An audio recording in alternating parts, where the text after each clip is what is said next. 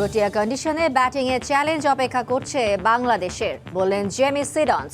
Series জিতে বিশ্বকাপে হারের প্রতিশোধ নিতে চান লুঙ্গি এনগিডি। প্রীতি ম্যাচের জন্য প্রস্তুতির সময় কম থাকায় জাতীয় দল নিয়ে কোনো ঝুঁকি নয়, জানালেন হাভিয়ের ক্যাভারেরা। অভিজ্ঞরা থাকায় মালদ্বীপে ভালো করার আশাবাদ। নেপালের বিপক্ষে ম্যাচ দিয়ে বৃহস্পতিবার ভারতে শুরু হচ্ছে বাংলাদেশ নারী দলের অনূর্ধ্ব-18 সাফ মিশন।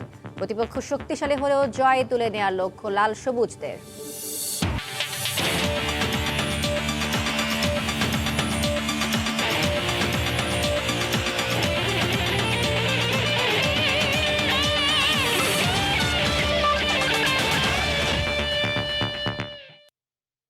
বাংলাদেশের দক্ষিণ আফ্রিকা সিরিজের খবর।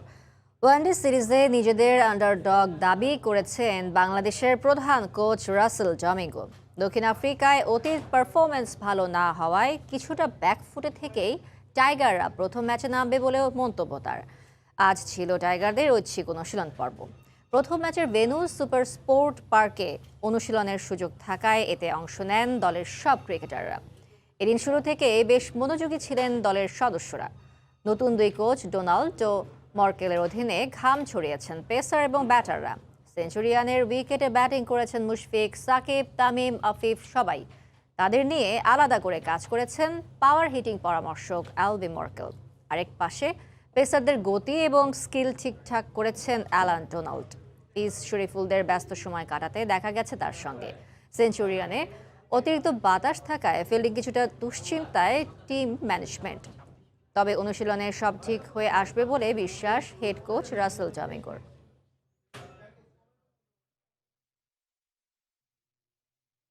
কেপ টাউনে নেট বোলারদের বিপক্ষে খেলতেই কিছুটা বেগ পেতে হচ্ছে বাংলাদেশের ব্যাটারদের। তবে টেস্ট সিরিজে এই প্রস্তুতি কার্যকর ভূমিকা রাখবে।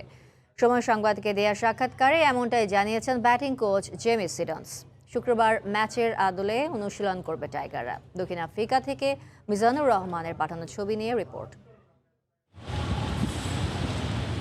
একই সঙ্গে দক্ষিণ আফ্রিকা সফরে গেছে বাংলাদেশ ওয়ানডে ও টেস্ট দল। 3 ম্যাচের ওয়ানডে সিরিজের জন্য জোহানেসবার্গ সেঞ্চুরিয়নে প্রস্তুতি ঝালিয়ে নিয়েছে তামিমের দল। তবে টেস্ট দলটা অবস্থান করছে কেপটাউনে। ব্যাটিং কোচ জেমি সিডন্সের তত্ত্বাবধানে চলছে তাদের অনুশীলন। কেমন হচ্ছে মুমিনুল বাহিনীর প্রস্তুতি?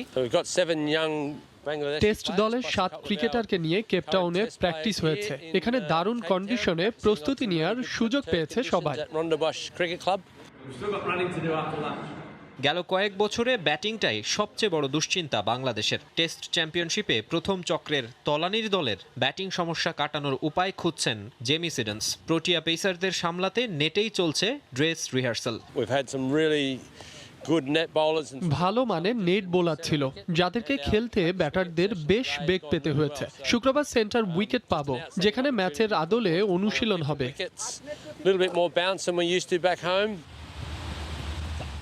সাদা জার্সিতে টাইগারদের লড়াই শুরু 31 মার্চ।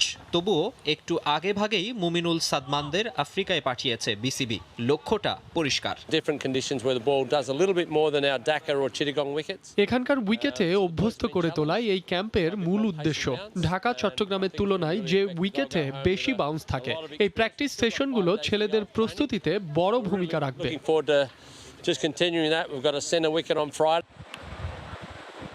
প্যানেলে বেশ কিছু দক্ষিণ আফ্রিকান কোচ থাকায় তাদের সুপারিশে কেপটাউনে গ্যারি কার্স্টেন একাডেমির সুযোগ সুবিধাও নিতে পারছে টাইগাররা।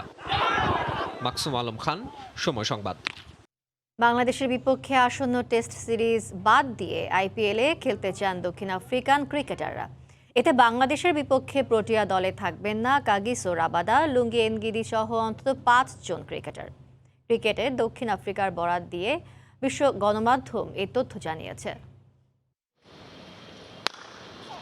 দক্ষিণ আফ্রিকার বিপক্ষে টেস্ট সিরিজ না খেলে আইপিএল খেলতে চায় সাকিব আল হাসান। এই গুঞ্জনে তোলপাড় ছিল দেশের ক্রিকেট আঙ্গন। গত বছর শ্রীলঙ্কার বিপক্ষে টেস্ট সিরিজে না খেলে আইপিএল খেলার সিদ্ধান্ত বিসিবিকে জানিয়েছিল সাকিব। এরপর অনেকেই সাকিবের এই সিদ্ধান্তকে দেশদ্রোহিতার শামিল করেন। এবার সেই দক্ষিণ আফ্রিকার ক্রিকেটাররা বাংলাদেশের বিপক্ষে টেস্ট সিরিজ না খেলে আইপিএলে খেলতে চান, এমন সিদ্ধান্ত নিয়েছেন রাবাদা এনগিডি জেনসেনরা। দেশের খেলা না আইপিএল এ বিষয়ে সিদ্ধান্ত ক্রিকেটারদের ওপর ছেড়ে দিয়েছিল দক্ষিণ আফ্রিকা ক্রিকেট বোর্ড, যেখানে আইপিএলকে বেছে নিয়েছেন ক্রিকেটাররা। বিসিসিআই এর সঙ্গে এক চুক্তির ফলে বরাবরই আইপিএলে খেলার অনাপত্তিপত্র দিয়ে আসছে ক্রিকেট সাউথ আফ্রিকা। আইপিএল এর সময় কোনো সিরিজ আয়োজন করে না তারা। এবারের আইপিএল লম্বা সময় ধরে হলেও সেই চুক্তির কোনো ব্যত্যয় ঘটেনি। দেশের খেলা থাকলেও ক্রিকেটারদের ইচ্ছা অনুযায়ী আইপিএলে খেলার অনাপত্তিপত্র দেয়া হবে প্রোটিয়া ক্রিকেটারদের। দক্ষিণ আফ্রিকা ক্রিকেটের বরাত দিয়ে এই তথ্য জানিয়েছে বিশ্ব গণমাধ্যম। বিসিসিআই এর সঙ্গে আমাদের চুক্তি ছিল আইপিএলে খেলতে আমরা প্রোটিয়া ক্রিকেটারদের ছাড়পত্র দিব। এবারের আইপিএল লম্বা সময় ধরে চললেও আমাদের চুক্তি আগের মতোই থাকছে। এদিকে একগাদা ক্রিকেটার আইপিএল এর কারণে সিরিজ মিস করলেও ইনজুরির কারণে থাকবেন না Anrich Nortje. Dhaka premier division cricket লিগের খবর। আবাহনীর পর হোঁচট খেল Mohammedan sporting club. Shinepukur cricket ক্লাবের কাছে নিজেদের প্রথম ম্যাচে 41 রানে হেরেছে সাদা কালোরা। প্রথমে ব্যাট করে শাইনপুকুর করে 250 রান, জবাবে 209 রানে অল আউট হয় মোহামেডান। আরেক ম্যাচে সাভারে খেলাঘর সমাজ কল্যাণ সমিতিকে 6 উইকেটে হারিয়েছে শেখ জামাল ধানমন্ডি ক্লাব। অঘটনের রাজ্য মিরপুর। প্রথম দিন আবাহনীর পর হার সঙ্গী মোহামেডানেরও। নবাগতদের কাছে ছন্দহীন বিগ বাজেটের দল। নিজেদের প্রথম ম্যাচে শাইনপুকুরের মুখোমুখি সাদা কালো শিবির। শুরুটাও তাদের ভালোই ছিল। 44 রানে শাইনপুকুরের 3 উইকেট তুলে নিয়ে দারুণ সূচনা ঐতিহ্যবাহী ক্লাবটির। জোড়া আঘাত করেন সৌম্য সরকার। ম্যাচে ফিরতে মরিয়া শাইনপুকুর জুটি গড়েন রাকিন আহমেদ এবং সেকান্দার রাজা মিলে। 45 রানের জুটি ভাঙে 39 রানে রাকিন ফিরলে। ডিপিএলে প্রথম ম্যাচ খেলতে নামা পাকিস্তানি মোহাম্মদ হাফিজের বলে 48 করে ফেরেন রাজা। তারুণ্যদীপ্ত শাইনপুকুর হাল ছাড়েনি। অনূর্ধ্ব 19 বিশ্বকাপ খেলা সাজ্জাদুল রিপন আসেন স্পটলাইটে, পাল্টে দেন ম্যাচের চিত্র। সঙ্গ দেন আলাউদ্দিন বাবু। মোহামেডান বোলারদের শাসন করেন 2 ব্যাটার। 50 তুলে নেন রিপন, এরপর খেলেন হাত খুলে। শেষ পর্যন্ত তার ব্যাটে আসে 59 বলে 70 রান। আলাউদ্দিন বাবুর ক্যামিও এগিয়ে দিয়েছে শাইনপুকুরকে। 19 বলে খেলেছেন 46 রানের ইনিংস। স্কোরবোর্ডে জমা পড়ে 250 রান। জবাবে শুরুটা ভালো হয়নি মোহামেডানের। 50 রানে 4 উইকেট হারায় সাদা কালোরা। ব্যর্থতার মিছিলে রনি তালুকদার, সৌম্য সরকার, আরিফুল ইসলামরা। আস্থা ছিল মোহাম্মদ হাফিজের উপর। ব্যাট হাতে তিনিও ব্যর্থ। তরুণ পারভেজ ইমন কিছুটা আস্থার প্রতিদান দিয়েছেন। তার ব্যাটে আসে 54 রান। ম্যাচটা যখন শাইনপুকুরের পাল্লায়, তখন লড়াই করেন সোহরাওয়ার্দী শুভ, তার সঙ্গে ছিলেন ইয়াসিন আরাফাত। 2 জন মিলে 91 রানের জুটি গড়েন। তবে জয়ের বন্দরে নোঙর করতে পারেনি এই জুটি। 51 রানে থামেন সোহরাওয়ার্দী শুভ, আর ইয়াসিন চেষ্টা করেছেন শেষ পর্যন্ত, তবে তিনিও থেমেছেন 38 রানে। নিশ্চিত হয় মোহামেডানের 41 রানের হার। এক্সাইটমেন্ট তো অবশ্যই থাকতেছে। আবাহনী মোহামেডান অবশ্যই বাংলাদেশ ক্লাব ক্রিকেটে এরা রিনাউন্ড দুটার ক্লাব। তো 2 ম্যাচে 2 টিমের হারা অবশ্যই ক্লাব টুর্নামেন্টে অবশ্যই এক্সাইটমেন্ট করে উঠবে। পাশাপাশি আমাদের যে জেতার খুশিটা থাকবে সেটা তো অবশ্যই পাশাপাশি থাকছে। শেষের দিকে যদি আমার সাথে একটা ব্যাটসম্যান থাকতো হয়তো বা আমার জন্য একটু সহজ হতো। শেষে এরকম কি অবস্থায় গিয়ে দাঁড়াইছে যে আমাকে প্রতিটা বলই চার্জ করতে হচ্ছিল। কাগজে কলমে যে খেলা হয় না, এটা আপনারা প্রমাণ পেলেন আজকে সবাই। তো আমাদের মনে হয় যে আমাদের টিমটা ব্যালেন্স টিম আছে। যদিও প্রথম ম্যাচ একটু এদিক ওদিক হয়েছে, বাট আমার মনে হয় যে আমরা কামব্যাক করব। 2 উইকেট আর 46 রান করে ম্যাচ সেরা হয়েছেন আলাউদ্দিন বাবু। তারেক হাসান শিমুল, সময় সংবাদ, ঢাকা। প্রস্তুতির সময় কম থাকায় জাতীয় দল নিয়ে কোনো ঝুঁকি নিতে চাননি হাভিয়ার ক্যাব্রেরা। তাই অভিজ্ঞদেরই দলে সুযোগ দিয়েছেন। যারা দলে সুযোগ পেয়েছেন তাদের নিয়ে মালদ্বীপ বধ করা সম্ভব বলে মনে করেন জাতীয় দলের হেড কোচ। বসুন্ধরা কিংস সাইফে হাই ভোল্টেজ একটা ম্যাচ গ্যালারিতে বসে দেখে মাঠে নেমে এলেন হেড কোচ হাভিয়ার ক্যাব্রেরা। বসুন্ধরার এই মাঠে 3 দিনের ক্যাম্প শেষে মালদ্বীপে উড়াল দিবেন। তাই স্বদেশি আরেক স্প্যানিশ কোচ অস্কার ব্রুজনের সঙ্গে ক্যাব্রেরা আলোচনা করছেন। সেখানে ছিলেন জাতীয় দলের বাকি কোচিং স্টাফরাও। এর আগে কর্পোরেট 2 ক্লাবের লড়াই মনোযোগ দিয়ে দেখেছেন ক্যাব্রেরা। মঙ্গলবার ঘোষিত 23 সদস্যের স্কোয়াডের 14 জনই আছেন এই মাঠে। যেই মতিন মিয়া জাতীয় দলে জায়গা পাননি, তিনি একাই দিলেন 2 গোল। বাদ পড়েছেন রহমত, সুফিল, সাদরা। গেল 2 মাস নতুন ফুটবলার স্কাউটিং করেও কেন অভিজ্ঞতার জায়গা দিলেন সেটা জানালেন। আমি ম্যাচ দেখে 40 জনের মতো একটা দল করেছিলাম। সেখানে অনেক নতুন ফুটবলার ছিল, কিন্তু আমরা প্রস্তুতির জন্য খুব বেশি সময় পাবো না। তাই খুব বেশি ঝুঁকি না নিয়ে অভিজ্ঞদের নিয়ে দল গড়েছি। যাচাই বাছাই করে এই দল গড়তে আমার বেশ কষ্ট হয়েছে। এটাই ক্যাব্রেরার প্রথম অ্যাসাইনমেন্ট। ফুটবলারদের হয়তো কাছ থেকে দেখারও এত সুযোগ হয়নি। 19 থেকে 21 মার্চ বসুন্ধরা কিংস অ্যারেনায় অনুশীলন। 24 মার্চ মালদ্বীপ ও 29 মার্চ মঙ্গোলিয়ার বিপক্ষে খেলবেন জামালরা। মাত্র 3 দিনের অনুশীলন কতটা সহায় হবে দলের জন্য? ফুটবলাররা বিপিএলে খেলার মধ্যেই রয়েছে, তাই 90 মিনিট খেলা নিয়ে ভাবছি না, কৌশলগত বিষয়ে জোর দেব। গেল সাফে মালদ্বীপের সাথে হেরেছিল দল, 4 জাতির টুর্নামেন্টে আবার জিতেছিল। সে জায়গায় ছেলেরা ভালো করবে বলেই আমার বিশ্বাস। স্কোয়াডে ফরওয়ার্ড সহ প্রতিটি সেক্টরেই আস্থা রাখছেন স্প্যানিশ। মার্চ ফিফা উইন্ডোর প্রীতি ম্যাচ দুটির ফলাফলের উপর নির্ভর করছে লাল সবুজদের ফিফা র্যাঙ্কিংও। মেহেদী নাইম, সময় সংবাদ, ঢাকা। একজন নবীন প্রথমবারের মতো জাতীয় দলে ডাক পেয়েছেন, আরেকজনের বয়স ত্রিশোর্ধ্ব। প্রায় 6 বছর পর লাল সবুজ জার্সিতে ফেরার অপেক্ষায় মেরাজ হোসেন অপি আর নাসিরুল পারফরমেন্স দিয়ে কোচ হাভিয়ের ক্যাব্রেরার গুড বুকে জায়গা করে নিয়েছেন।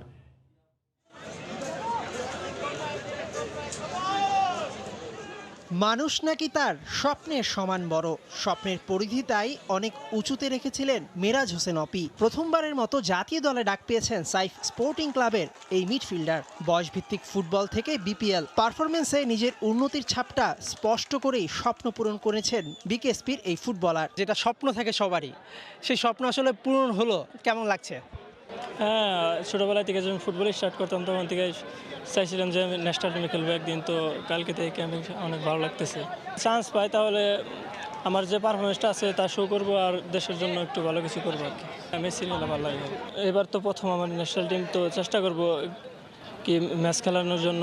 তো ম্যাচে যদি খেলতে পারি ইনশাল্লাহ, তো আমি অ্যাটাকিং খেলি, তো গোল তো করতেই হবে। মেরাজের ঠিক উল্টো পথের যাত্রী নাসির। চোট আর অফ ফর্ম কাটিয়ে প্রায় 6 বছর পর জাতীয় দলে ডাক পেয়েছেন এই ফুলব্যাক। মাস কয়েক আগে জাতীয় দলের অঘোষিত ক্যাম্পে ডেকেও শেষ পর্যন্ত হোটেল থেকে বিদায় নিতে হয়েছিল। 30 পেরিয়ে এবার জায়গা করে নিলেন ক্যাব্রেরার গুড বুকে। দীর্ঘ 6 বছর পরে ন্যাশনাল টিমে ফিরলেন, কেমন লাগছে? এটা সবারই তো ভালো লাগে, আমার ভালো লাগতেছে অবশ্যই। আর আমি তো পারফরমেন্স করি এখন, এই কোচের হয়তো ভালো লাগছে আমার পারফরমেন্স, সেজন্য ডাকছে আমাকে। তো আমি চেষ্টা করব, আল্লাহ যদি যাওয়াই তা আমাকে যদি খেলায় আমি খেলতে পারি, তাহলে আমি চেষ্টা করবো ভালো পারফরমেন্স করার। এই কোচের হয়তো আমার ভালো লেগেছে, এই জন্য সে ডাকছে। আমি চেষ্টা করব যদি সুযোগ পাই ভালো খেলার। কোচের সাথে কি ধরনের কথা হয়েছে আপনার? আমার সাথে কোচের কোনো কথা হয়নি এখন, জাস্ট একদিন মিট হয়েছে, আমাদের ক্লাবের মিটিং ছিল যেটা আমাদের প্র্যাকটিস গ্রাউন্ডে, সেটা হয়েছিল। মালদ্বীপ মঙ্গোলিয়া মিশনে ভালো খেলেই জাতীয় দলে নিজেদের জায়গাটা পাকাপোক্ত করতে মুখিয়ে আছেন ওরা দুজনই। মেহেদী নাইম, সময় সংবাদ, ঢাকা। মাঠের খেলা নিয়ে বিস্তর আগ্রহ থাকলেও ক্রীড়াভিত্তিক বই নিয়ে আগ্রহ নেই পাঠকদের। অমর একুশে গ্রন্থমেলা ঘুরে পাওয়া যায় না উল্লেখযোগ্য বইয়ের সংখ্যা। লেখকদের দাবি, ক্রীড়া সাহিত্যকে সমৃদ্ধ করতে বই প্রকাশ করা হলেও নেই কাঙ্ক্ষিত পাঠক। তাজিন খন্দকারের প্রতিবেদন। যা কিছু সুন্দর তাই শিল্প, আর যা কিছু শিল্প তাই সাহিত্য বলে বিবেচিত। এই বিস্তর সাহিত্যাঙ্গনের নেই কোনো সীমা, সাহিত্য সৃষ্টিতে নেই কোনো বাধা। বাধাহীন এই সৃষ্টির গুরুত্বপূর্ণ অংশ ক্রীড়া সাহিত্য। প্রতি বছর অমর একুশে গ্রন্থমেলাতে খেলার ইতিহাস, খেলোয়াড়দের জীবনী কিংবা পাঠক হৃদয়ে দোলা দেওয়ার মতো ক্রীড়াভিত্তিক বিষয় নিয়ে লেখা বই তুলে ধরেন লেখকরা। যদিও সংখ্যাটা একেবারেই নগণ্য। বইমেলার কোনো স্টলে আছে হাতে গোনা কিছু বই, আবার কোনো স্টলে নেই একটিও। খেলা পাগল মানুষদের মাঝেও নেই ক্রীড়া বিষয়ক বইয়ের প্রতি আগ্রহ। পাঠকের হাতে সাহিত্যের অন্য ধারার বইয়ের বোঝা দেখা গেলেও একেবারেই অপরিচিত ক্রীড়াভিত্তিক বইগুলোর সঙ্গে। কেউ আবার জানেনই না ক্রীড়াভিত্তিক বইও আছে বাজারে। আপনার কাছ থেকে প্রথম জানলাম যে ক্রীড়া বিশেষক সাহিত্য মানে প্রকাশ হচ্ছে। খেলা সম্পর্কিত বই যে আছে বা এরকম কোনো আইডিয়া নেই, মানে এরকম প্রচারণা তো হয় না। খেলাধুলা যে বই বার হয় এটা আমি জানতাম না, আজকে বই মেলাতে এসে জানলাম। অনেক ক্রীড়াপ্রেমিক মেলা জুড়ে খুঁজতে থাকেন তারকা খেলোয়াড়দের আত্মজীবনীমূলক বই। চাহিদা সাকিব, তামিম কিংবা কিংবদন্তি খেলোয়াড়দের আত্মজীবনীমূলক বইয়ের। বর্তমান ধারাবাহিকতায় আত্মজীবনীমূলক বইয়ের কদর সবচেয়ে বেশি। আমাদের দেশের যে বড় বড় ক্রিকেটার আছে তাদেরকে নিয়ে বই লেখা হোক। বাজারের রিপোর্ট একটা জিনিসই ভালো, সেটা হচ্ছে তারকা সাকিব, তামিম এদেরকে লিখেন, যা লিখেন যে মানের হোক। লেখক ও প্রকাশকরা বলছেন মাঠের খেলার প্রতি সবার আগ্রহ বেশি। পাঠক সমাজে তাই গড়ে ওঠেনি ক্রীড়া সাহিত্যের কদর, তাই আগ্রহ কমেছে বইয়ের প্রতি। খেলাধুলার পাশাপাশি খেলাধুলাকে এগিয়ে নিতে হলে ক্রীড়া সংস্কৃতিটা গড়ে তোলা দরকার, কিন্তু আমাদের দেশে এখনও সেইভাবে সেই ক্রীড়া সংস্কৃতিটা গড়ে ওঠেনি বিধায় আমাদের দেশে ক্রীড়া বিষয়ক বইও সেইভাবে প্রকাশিত হচ্ছে না। কোনো পাঠক বলছেন ক্রীড়া সাহিত্য সম্পর্কে ধারণাই নেই। আবার কারো কারো মত তারকা খেলোয়াড়দের বায়োগ্রাফিমূলক বই হলে ক্রীড়া সাহিত্যে আগ্রহ বাড়ত। লেখকরা মনে করছেন সামাজিক যোগাযোগ মাধ্যমের প্রভাব ক্রীড়া সাহিত্যে অনাগ্রহের কারণ। ক্রীড়াঙ্গনের ছন্দে মেতে উঠুক ক্রীড়া সাহিত্য, এমনটাই প্রত্যাশা লেখক ও প্রকাশকদের। অমর একুশে বইমেলা প্রাঙ্গণ থেকে তাজিন খন্দকার, সময় সংবাদ, ঢাকা। উৎসবমুখর পরিবেশে অনুষ্ঠিত হলো Dinajpur masters cup cricket tournament. সাবেক ক্রিকেটারদের নিয়ে আয়োজিত এই টুর্নামেন্টের মূল পর্বে অংশ নেয় 6টি দল ও লিজেন্ড পর্বে অংশ নেয় 2টি দল। টুর্নামেন্টে 8 উইকেটের ব্যবধানে সুখসাগর ওয়ারিয়র্সকে হারিয়ে চ্যাম্পিয়ন হয় আনন্দসাগর ব্লাস্ট। সুখসাগর ওয়ারিয়র্স ব্যাটিংয়ে নেমে নির্ধারিত 20 ওভারে সব উইকেট হারিয়ে 175 রান করে। 176 রানের লক্ষ্য নিয়ে আনন্দসাগর ব্লাস্ট ব্যাটিংয়ে নেমে মাত্র 7 উইকেটেই নির্ধারিত রান সংগ্রহ করে। প্রবীণদের নিয়ে গড়া লিজেন্ড যমুনা হান্টার ও পদ্মা ফাইটার্সের মধ্যে চূড়ান্ত খেলা অনুষ্ঠিত হয় এদিন। যমুনা হান্টার্স প্রথমে ব্যাট করতে নেমে নির্ধারিত 20 ওভারে 116 রান করে। 117 রানের লক্ষ্য নিয়ে পদ্মা ফাইটার্স 12 ওভারে মাত্র 1 উইকেট খুইয়ে প্রথমবারের মতো চ্যাম্পিয়ন হয়। এই ছিল খেলার সময়ের এখনকার আয়োজন। সঙ্গে থাকুন সময়।